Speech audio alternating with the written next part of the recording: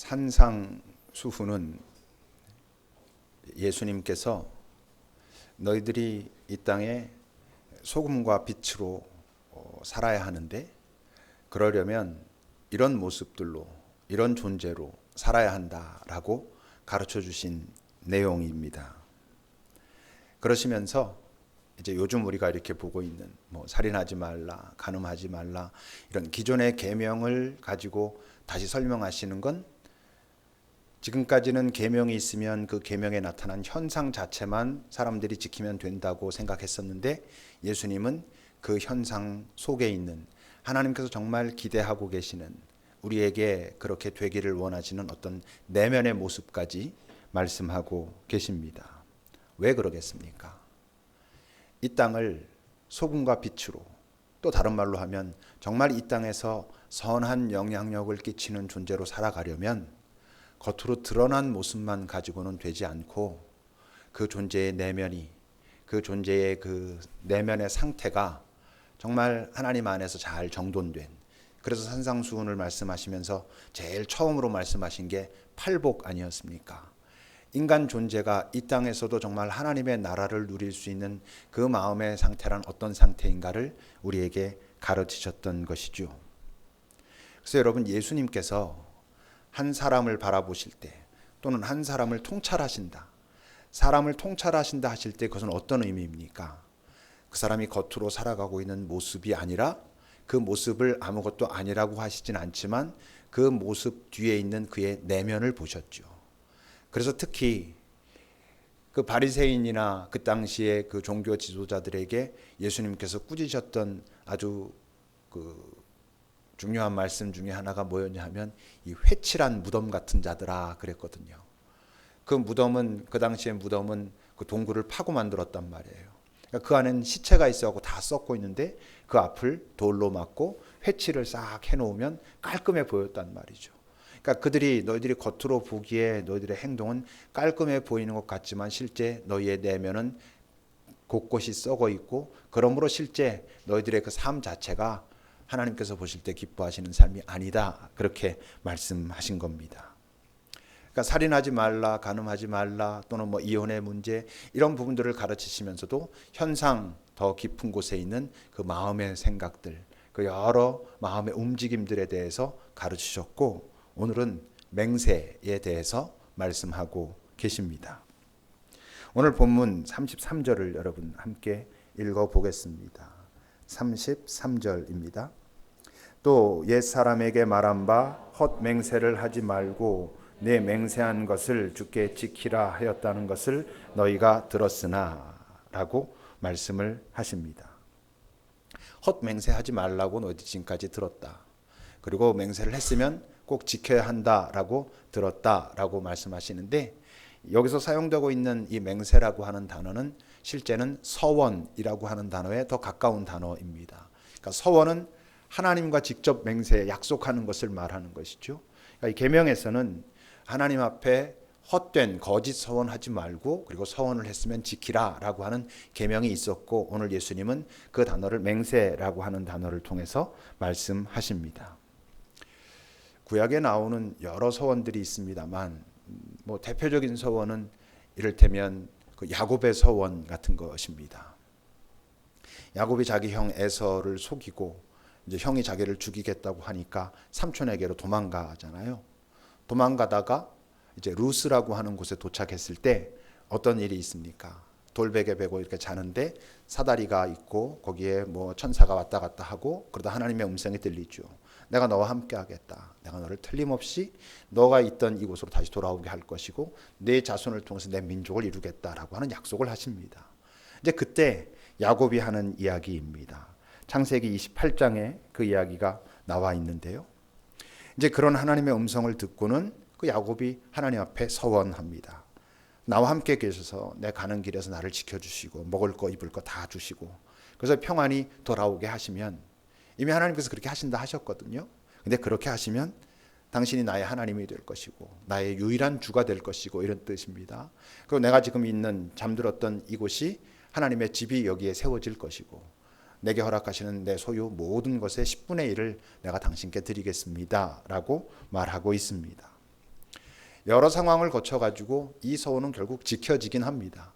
때론 다윗이 이 야곱이 다 잊어버렸는데 하나님께서 어떤 방법을 통해서 또 기억나게 하시고 또 그렇게 할 수밖에 없도록 몰아가시고 그래서 결국은 지켜집니다만은, 이런 서원은, 지금 야곱이 하고 있는 이 서원은 다른 시각으로 보면 일종의 흥정 같은 것입니다. 내가 지금 삶이 이렇게 힘들고 어려운데 내가 이렇게 해주시면 내가 이렇게 하지요, 뭐 이런 거지요. 뭐 한나의 소원도 그런 거죠. 내가 지금 애가 없는데 내게 아들 주시면 내가 이렇게 해서 이렇게 하겠습니다 라고 하는 일종의 뭐 꼭 흥정이라고만 생각했겠습니까만 그런 모습이 있습니다. 비슷하지만 더 심각한 서원이 있는데 그것은 사사 입다의 서원입니다. 입다라고 하는 사사는, 여러분 사사 시대가 어떤 시대인 줄 알죠? 이제 여호수아 이런 지도자들이 죽고 왕정 시대가 시작되기 전에 혼란스러웠던 이스라엘 시대입니다. 그들이 하나님을 떠나서 막 함부로 살면 하나님께서 주변에 있는 나라를 세워가지고 이스라엘을 공격하게 하고, 그들이 공격받다 정말 죽을 것 같으면 하나님 살려주십시오 그러고, 그랬을 때 사사, 어떤 선생이랄까 지도자랄까 하는 사람을 하나님께서 세우셨습니다. 뭐 기드온, 뭐 또 오늘 말하는 누굽니까 지금 입다, 뭐 삼손 이런 사람들입니다. 그런 사사를 세워가지고 이스라엘을 또 구해내시고 이러셨거든요. 근데 입다는 암몬 족속과 전쟁을 했던 사람입니다. 하나님의 영이 그에게 임해요. 그런데 그가 어떻게 대응하는가 한번 보십시오. 사사기 11장입니다. 여호와의 영이 입다에게 임하셨습니다. 이 말은 무슨 뜻이냐면 이제 네가 저 암몬 족속과 전쟁을 해서 이스라엘을 구해내라 하셨다는 것입니다. 그래서 이제 암몬 자손에게 나갈 때 그가 여호와께 서원합니다. 서원할 필요 없는데 하나님께서 이 전쟁을 네가 치러라 하셨다면 그 전쟁에 함께 하시다는 것이고 함께 하시겠다는 것이고 승리로 인도하시겠다는 것인데 입다가 굳이 서원을 합니다. 근데 그 서원이 아주 당황스러운 서원입니다. 뭐였죠? 내가 이 전쟁에서 이기고 돌아오게 해주시면 돌아올 때 내 집 앞에 나와서 나를 처음으로 영접하는 사람을 하나님 앞에 번제물로 바치겠습니다. 그런 거예요. 하나님의 이 제사는 번제를 사람으로 드리지 않거든요. 동물로 했던 것이었거든요. 사람이 소중하기 때문에 동물을 통해서 인간의 죄를 대속하시는 작업을 하셨었거든요. 근데 입다가 난데없이 전혀 이방 종교의 그 습관이었던 그 사람을 잡아가지고 하겠다 그런 거예요. 이겼을까요? 졌을까요? 이겼습니다. 이긴 게 입다의 서원 때문에 이겼겠습니까? 아니죠. 하나님께서 원했던 전쟁이고 하나님께서 함께 하신 전쟁이니까 이겼습니다. 근데 앞에 나온 사람이 누구였습니까? 입다의 딸이었습니다. 무남 동료 외딸이라고 말하죠. 성경은 정확하게 그렇게 기록합니다. 그러니까 하나밖에 없던 딸이 나와서 아빠가 승리하고 돌아왔다고 그러고 있는 거예요. 결국 어떻게 됩니까? 한두 달 있다가 그 딸을 불태워서 죽입니다. 하나님 앞에 바칩니다. 하나님이 받지 않으셨을 것입니다. 자기가 그 약속 지키겠노라고 그렇게 한 것이지 하나님이 뭐 사람 바쳐가지고 하는 제사를 받겠다고 하시지 않았거든요. 더 심각한 장면이 있습니다. 어쩌면 그게 뭐냐 하면 마태복음에 있습니다. 마태복음 26장입니다. 우리가 너무나 잘 알고 있는 어떤 장면이죠. 이 장면이 베드로가 예수님 부인하면서 사람들이 자꾸 주변에서 너도 저 예수랑 같이 있었잖아 그러니까 그가 맹세하며 부인했다고 하는데, 이때 사용된 이 맹세라고 하는 단어가 예수님께서 사용하시고 있는 이 서원의 의미와 같은 맹세라고 하는 단어를 씁니다. 그러니까 실제로 지금 베드로가 그 장면 속에서 어떻게 한 거냐면 내가 하나님 앞에 서원한다, 내 하나님 앞에 맹세한다 이렇게 말하고 있는 것입니다. 난 저 사람 몰라. 그러니까 이건 지킬 수도 없고 사실은 뭐 지켜서도 안 되는 그런 맹세였던 것이죠. 제가 몇 가지 상황을 살펴봤는데 이 상황들의 공통점이 있습니다. 뭡니까? 다들 나름대로 절박한 상황 속에서 살아남기 위해서 하나님 앞에 구하고 있는 그런 장면들입니다. 야곱도 지금 형 쫓겨나가지고 한 번도 그런 경험이 없는 그런 사람이 어딘가로 지금 가고 있으니까 앞길이 막막해서 그러는 것입니다.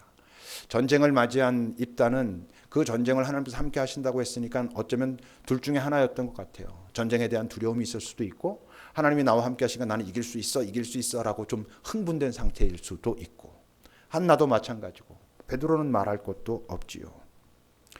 여러분, 근데 이들이 서원하고 있는 이 모습이, 맹세하고 있는 이 모습이 정말 하나님을 신뢰하는 것이라고 볼 수 있겠습니까? 정말 하나님을 신뢰하기 때문에 돌아오게 하시면 내가 이렇게 하겠습니다, 전쟁에서 승리하게 하시면 이렇게 하겠습니다 라고 하는 게 정말 하나님에 대한 깊은, 정말 잠잠한 그런 신뢰에서 나오는 고백일까? 아마 여러 가지 복잡함들이 있을 겁니다. 여기서 중요한 건 뭐냐 하면 현재 이들의 상태인 거죠. 그들은 두려움 속에 있는 것입니다. 뭔가 이렇게 흥분되어 있는 것이죠. 우리가 영적인 공부할 때마다 그런 이야기 나누지 않습니까? 깊은 두려움에 있을 때, 깊은 불안감에 있을 때, 아니면 뭐든 다 할 수 있을 것 같을 때, 이럴 땐 아무것도 선택하지 말라고 하거든요. 어떤 새로운 선택도 하지 말라고 합니다. 왜? 진짜 바른 선택은 평온한 가운데, 평정심 가운데 하나님이 정확하게 느껴지고 삶의 실체가 정확하게 보일 때 하는 것인데, 우린 두려움 가운데 있을 때 그 두려움을 해결하기 위해서 뭔가 자꾸 하나님과 흥정을 하고자 맹세도 하고 서원도 하고 그런다는 것이지요. 그래서 그렇게 몰아가는 사람들을 여러분 조심하셔야 됩니다. 자꾸 두려움 가운데로 몰아가는 사람들이 있어요. 지옥 얘기 많이 하고 이러는 목회자들은 대부분 조금 다시 보셔야 됩니다. 막 흥분시키는 사람들을 조심하셔야 됩니다. 대표적인 게 뭐냐 하면 홈쇼핑이죠. 홈쇼핑 여러분 계속 보고 있으면 안 사면 안 될 것 같지 않습니까? 막 지금 사지 않으면 나만 손해 볼 것 같고 사람들을 흥분시키는 것입니다. 꼭 그렇게 해야 될 것 같은. 교회에서 여러분 부흥사 또는 목사 이런 사람들이 너무 믿음을 강조하면 조금 이상한 것입니다. 아니 교회에서 믿음 강조하는 게 당연하지 않나. 여러분 믿음이면 다 된다고 말합니다. 믿음으로 너무 외치는 사람들, 삶이 뭔가 안 풀리고 그럴 때마다 믿음을 가지라고 막 말하는, 믿는다고 다 됩니까? 아예 안 됩니다. 큰일 납니다. 우리가 믿는 대로 다 되면 우린 모두 나빠지게 돼 있습니다. 뭔가 다 할 수 있을 것 같을 때, 그래서 이제 대표적으로 여러분 요즘은 별로 없어졌죠. 수련회 이렇게 가면 마지막 날 한 7시간 동안 통성기도 시키고 뭐 이제 막 서원하라 그럽니다. 선교사로 갈 사람 일어나시오, 뭐 하시오. 나중에 돌아와서 이제 막 고민에 빠집니다. 서원하면 지켜야 된다는데 나 그때는 막 했는데 와서 보니까 나 선교사 생각도 없고. 얼마나 그런 일들이 많은지 모릅니다, 여러분. 그러므로 뭐든 다 할 수 있을 것 같은 때는 아무것도 선택하면 안 됩니다. 아무것도 할 수 없을 것 같은 두려움 속에서도 아무것도 새로운 선택을 하지 않는 것입니다. 그 자리를 버티고 있는 것이죠. 하나님께서 나를 지켜주신다는 것을 믿고 하나님께서 분명히 이거라고 말씀하실 거라는 것을, 그 사인을 주실 거라는 것을, 그런 시기가 올 거라는 것을 믿고 버텨내는 것, 그것이 여러분 가장 옳습니다. 영성훈련에서도요, 깊이 며칠 동안 깊이 하나님과 나누다 보면 모든 게 다 이젠 정말 하나님의 뜻에 다 순종할 수 있을 것 같고 이것이 하나님의 영광을 위해서 사는 것인 것 같고 할 때 꼭 말하는 게 있습니다. 지금 선택하지 마십시오. 일상으로 돌아가서 지금 이 마음이 다 가라앉고 나서도 그 마음이 계속 잠잠하고 평화롭게 유지되면 그때가 아마 하나님께서 부르시는 순간일 것입니다 라고 가르치는 것이죠. 그런데 오늘 주님은 하나님과 하는 서원은 물론이고 일반적인 맹세도, 다시 말해서 사람들과 하는 맹세도 하지 말라고 말씀하십니다. 이것저것 걸고 우리 말하잖아요. 뭐 내가 목숨을 걸고 말할게, 뭐 내가 뭘 다 걸고 말할게 하는 그런 맹세조차도 하지 말라라고 말씀하십니다. 34절입니다. 본문 34절부터 보면 예수님께서 서원은 물론이고 나는 너희에게 말한다. 아예 맹세하지 말라. 이건 일반적인 맹세를 말합니다. 보통 어떻게 맹세합니까? 하늘 걸고도 맹세하지 말라. 왜? 그거 하나님 것이거든. 땅으로도 하지 말라. 그건 하나님께서 디딛고 있는 그런 곳이거든. 예루살렘으로도 하지 말라. 그건 임금의 성이다. 우리로 말하면 교회 걸고 하지 말라. 뭐 이렇게도 말할 수 있습니다. 네 머리로도 하지 말라. 그것도 네 거 아니다. 네가 조금도 어떻게 할 수 없어. 그런 것들 걸고 맹세하고 이러지 말라시는 거죠. 다시 말하면 이 세상 존재하는 어떤 것도 내 마음대로 할 수 있는 것들이 없고 그러므로 그것들 중에 어떤 것도 네 뜻을 관철시키거나 사람을 설득하는 도구로 삼아서는 안 돼라고 말씀하시는 겁니다. 우리가 이것저것 다 걸잖아요. 그런데 우리가 맹세를 대부분 왜 합니까? 내 뜻을 관철시키기 위해서 하는 것입니다. 내가 맹세할게. 내가 맹세할 테니까 나를 믿어줘. 이런 거거든요. 맹세의 주체가 누구입니까? 왜 맹세하지 말라 하실까요? 맹세의 주체는 나거든요. 맹세를 두 문장으로 나눠서 하면 이렇게 말하는 것입니다. 내 판단이 옳아.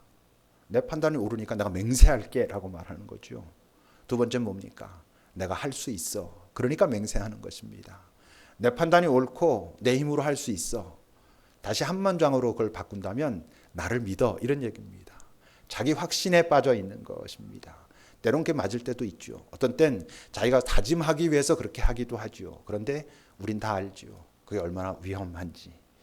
그때는 그게 정말 될 것 같고 가는 것 같은데 나중에 시간이 지나고 나면 이게 안 되는 거였는데 내가 그때 그랬네. 이런 일들이 얼마나 많은가 하는 것입니다.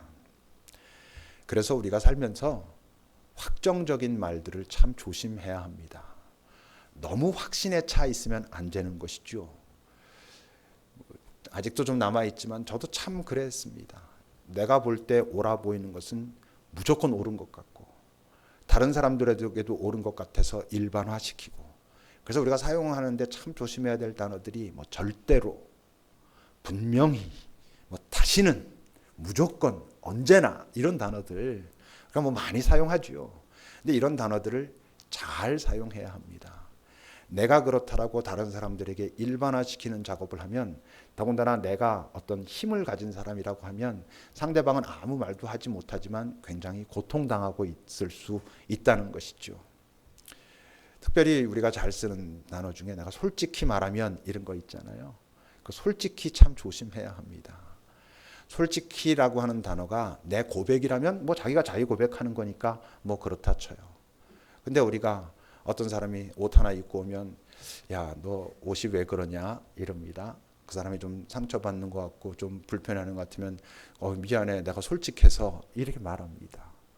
솔직한 게 대수입니까? 여러분 솔직하다는 단어는 진실이라는 단어가 아닙니다.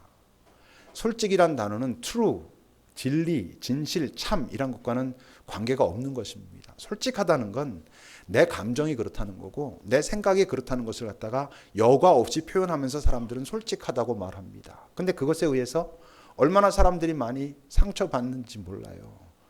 그래서 솔직한 게 중요한 게 아니고 그 솔직한 것을 자기 스스로 잘 보고 식별하는 게 중요한 것입니다. 그것 없이 솔직함만 강조하다 보면 자기도 그런 착각에 빠지는 거예요. 이게 지금 내가 진실을 말하고 있다 그러고 솔직의 반대쪽에 거짓이라는 것이 있는 줄 알아요. 솔직의 반대는 거짓이 아닙니다, 여러분. 그러니까 솔직한 것이 모든 걸 다 합리화 또는 합당화 시켜줄 수 없다는 거지요. 그럼 어떻게 하라고 주님은 말씀하십니까? 37절입니다. 37절 함께 읽어봅시다. 오늘 본문 37절. 오직 너희 말은 옳다 옳다 아니라 아니라 하라. 이에서 지나는 것은 악으로부터 나느니라. 잘 봐야 할 건 예수님께서 옳다 아니라 그 둘 중에서 말해라 이렇게 말씀하셔요. 근데 뭐가 아니에요 지금? 좋다 싫다가 아니에요. 좋다 싫다가 아니라 옳다 옳지 않다라고 말하라는 거예요. 좋다 싫다는 뭐예요? 내가 볼 때 그렇다는 거예요. 내가 볼 때 좋다 싫다라고 하라라고 말씀하시는 게 아니고 이것은 옳아 이것은 옳지 않아 그것을 말하라고 말씀하시는 거예요. 좋다 싫다는 내 판단인 거예요. 그리고 아세요? 바로 그게 인간 타락의 시발점이었어요. 인간이 이렇게 보고서 이거 맛있어 보이고 지혜롭게 할 것 같고 아주 눈도 밝아질 것 같고 그래서 좋아 보여서 먹었어요. 그 좋아 보이는 것 또는 싫어 보이는 것 이것 때문에 이 세상에서 많은 상처가 일어나고 문제가 일어나고 이러는 거예요. 근데 주님은 네가 좋으냐 좋지 않으냐 네가 좋으냐 싫으냐 네 감정에 네 생각에 네 의지에 의해서 그렇게 결정하지 말고 이것이 옳은가 옳지 않은가에 의해서 선택하고 결정하라는 거예요. 그런데 여러분 옳은가 옳지 않은가를 가르려면 뭐가 필요합니까? 기준이 필요하죠. 그러니까 예수님께서 좋다 싫다가 아니라 옳다 옳지 않다를 나누라고 말씀하실 때의 기준은 뭐겠어요? 하나님의 말씀인 것이죠. 하나님께서 그 상황 속에서 무엇을 원하시는지 그래서 네가 어떤 마음이 들었을 때 이것은 하나님께서 생각하실 때 옳아 라고 하든지 아니면 옳지 않아 라고 하든지 그렇게 선택하라고 말씀하고 계시는 것입니다. 성경에는요, 그런데도 매우 긍정적으로 소개하고 있는 맹세들이 있어요. 몇 가지 예를 들면 아브라함이 자기 종 엘리에셀, 오랫동안 데리고 있었던 종이에요. 정말 신뢰하는 그 종과의 대화인데, 그건 어떤 장면이냐면 이제 아브라함이 자기 아들 이삭에게 아내를 구해줘야 됐어요. 그 아내를 구해주는 장면이에요. 창세기 24장에 있습니다. 아브라함이 자기 집 모든 소유를 맡은 늙은 종 엘리에셀입니다. 이 사람이 누구냐면 이삭 낳기 전엔 자기의 그 후계자로 삼으려고 했던 바로 그 사람이에요. 그렇게 신뢰했던 사람이에요. 그 사람을 이제 불러다 놓고 내 허벅지 밑에 손을 넣어라 그래요.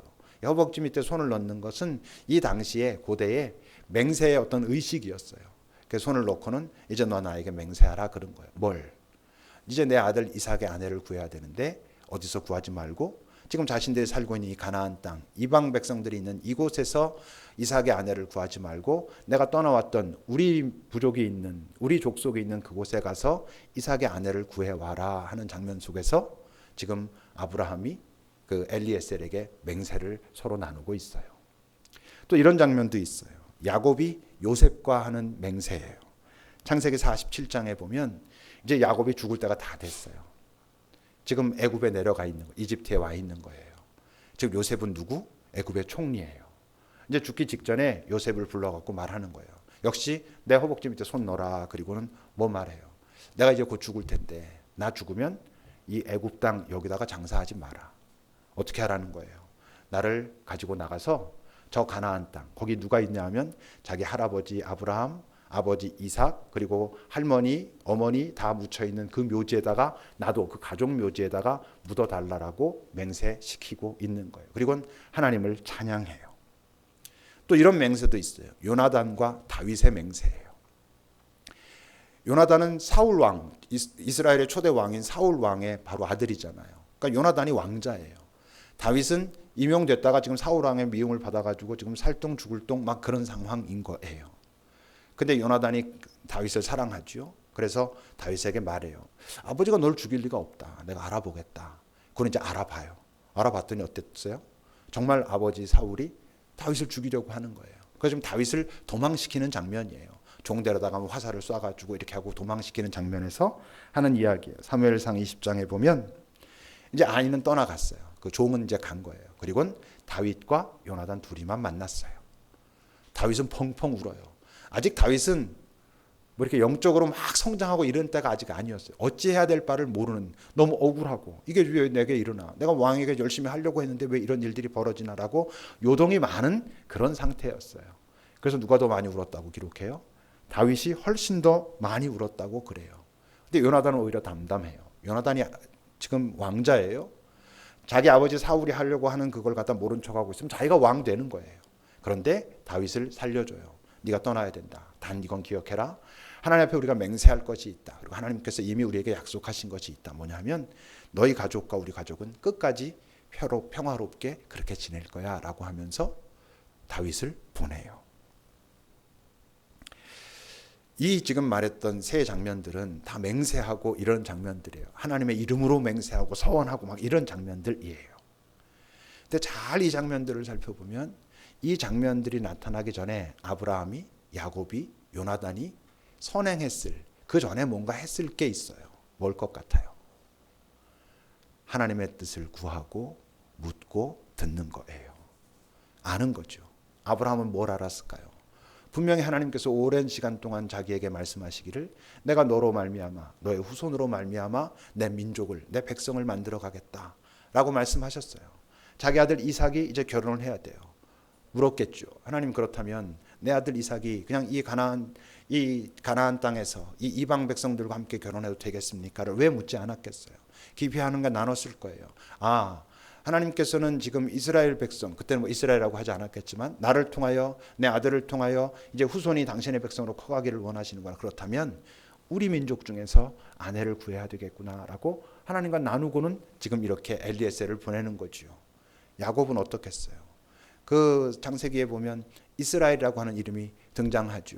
그러니까 이스라엘은 그 앞에서의 야곱은 얼마나 여러 가지 모습으로 엉망이었어요. 근데 지금 이 죽을 때쯤 돼서 이스라엘이 이제 영적으로 깊이 성숙해 있는 거예요.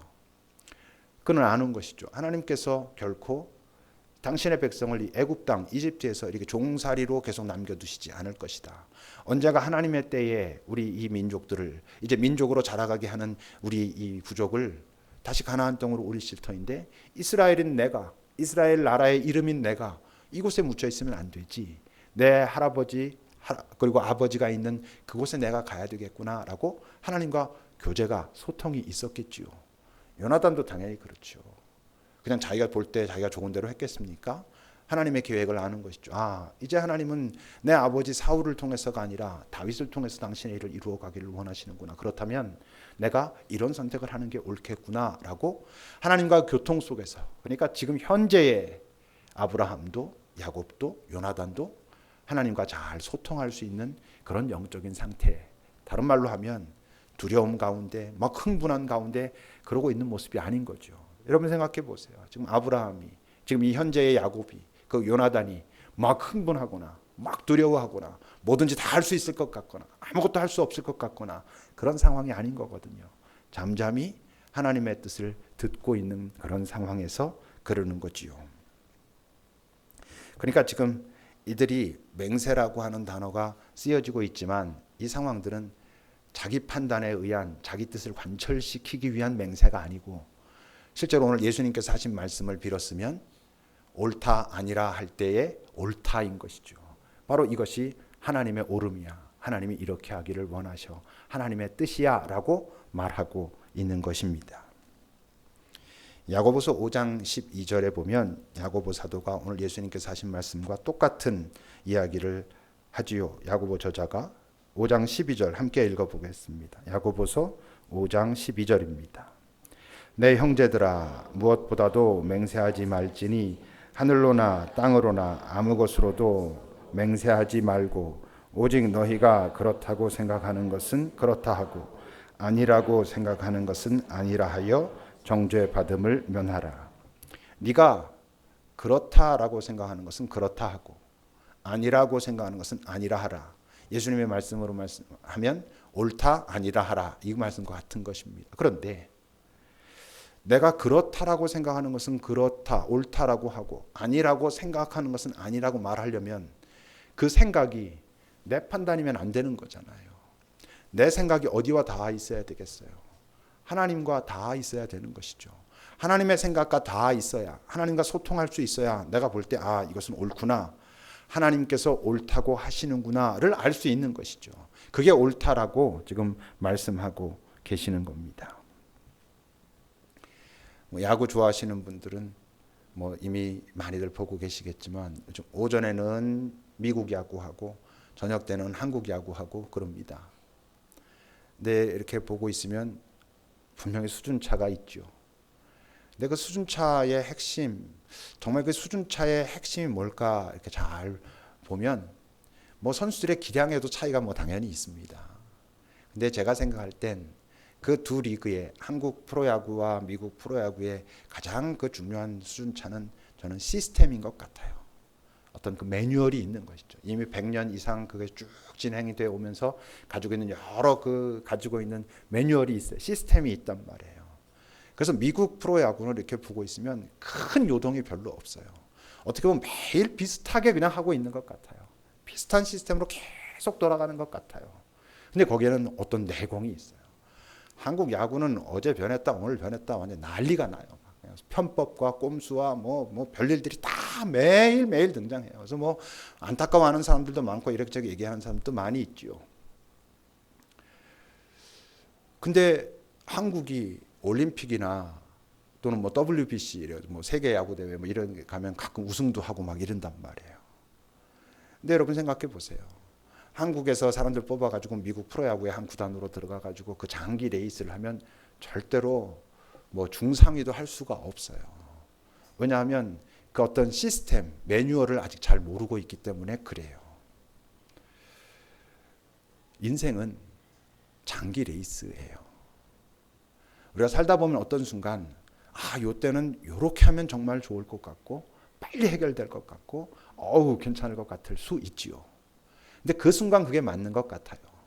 근데 큰 인생의 레이스에서 보면요, 결국 어떤 사람이 정말 신뢰받을 만한 사람이고 어떤 사람의 삶을 보면서 저 삶이 맞구나 라고 말하냐면 그 삶에 매뉴얼이 있는 사람이에요. 바른 매뉴얼. 당연히 주님과 함께 소통하는 사람. 그 순간 그렇게 하면 더 늦어지는 것 같고 손해보는 것 같고 자기만 억울한 것 같은데도 여기서 지금 분명히 하나님께서 이것을 기대하신다고 생각할 때 그것을 선택해낼 줄 아는 어떤 사람들이 그 한순간만 보면 아닌 것 같은데 길게 보면 결국 제가 저렇게 되는구나 하는 그런 어떤 게 있어요. 여러분, 이 세상은 그 순간순간은 내게 올라오는 감정, 내게 떠오르는 어떤 생각으로 판단하고 싶어져요. 아니, 판단은 저절로 되지요. 이제 문제는 그래서 그렇게 할 것인가? 아니면 거기서 버티면서 과연 여기서 하나님께서 내게 옳다 하시는 것은 무엇인가를 선택할 것인가? 그게 결국 두 사람의 인생의 큰 방향을 결정하게 돼 있어요. 근데 성경에서 한 시편 기자가 그런 말 한 거 알고 계시죠? 주의 말씀이 내 발의 등이요 내 길의 빛입니다. 왜 그런 얘기를 하게 됐겠어요? 내가 살아오면서 여러 상황들을 겪어봤는데 결국 주님의 말씀대로 선택하고 그 길을 따라서 걸었을 때 그 걸음이 바른 걸음이었습니다. 그 걸음이 나를 진짜 행복한 인생으로 인도하였습니다. 순간순간 반짝반짝하는 건 뭐 할 것 같으면 잘 될 것 같았는데 풀과 꽃같이 다 없어지고 영원히 남는 것은 하나님의 말씀뿐이었습니다. 그러므로 하나님의 말씀을 따라 살 때 내 삶이 가장 옳다는 것을 인정합니다 라고 시편 기자가 말하고 있는 것이지요. 기도합시다. 여러분들의 지금 현재의 삶에 다들 어떤 이슈가 있을 것입니다. 그 이슈에서 여러분들은 요즘 어떤 고민을 하고 있는지 잘 살펴보십시오. 내가 보기에 이렇게 하면 빠를 것 같고 이렇게 하면 좋을 것 같고 이렇게 하면 이길 것 같은 것에만 마음을 빼앗기고 있는지, 아니면 그 자리에서 내 주님이 이게 오라라고 말씀하시는 그 음성을 찾고 있는지. 그 음성을 찾다가 늦는 법은 없습니다. 여러분, 여러분들의 삶을 잘 살펴보십시오.